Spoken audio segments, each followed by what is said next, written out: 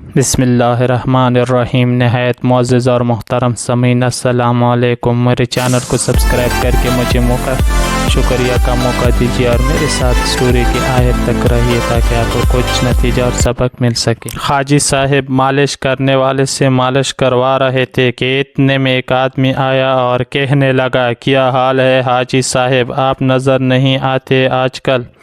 حاجی صاحب نے اس کی بات سنی انسنی کر دی۔ وہ بندہ کہنے لگا، حاجی صاحب میں آپ کی سائیکل لے کے جا رہا ہوں۔ وہ سائیکل مالشی کی تھی۔ کافی دیر ہو گئی تو مالشی کہنے لگا، حاجی صاحب آپ کا دوست آیا نہیں ابھی تک واپس میری سائیکل لے کر۔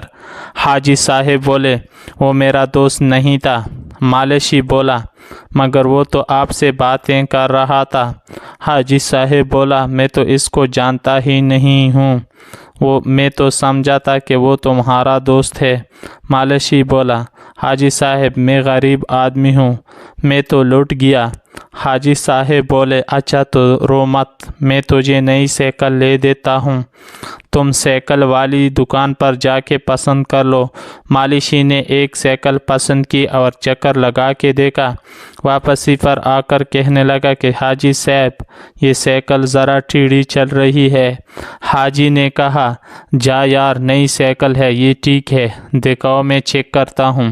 حاجی صاحب سائیکل پر چڑھ کر لگانے گئے اور واپس آئے ہی نہیں۔ مالشی کو اسی سائیکل کے پیسے بھی دینے پڑ گئے۔ آج ایسا ہی حال پاکستانی قوم کے ساتھ ہو رہا ہے۔ ہر نیا آنے والا حکمران حاجی ہے اور عوام مالشی ہے۔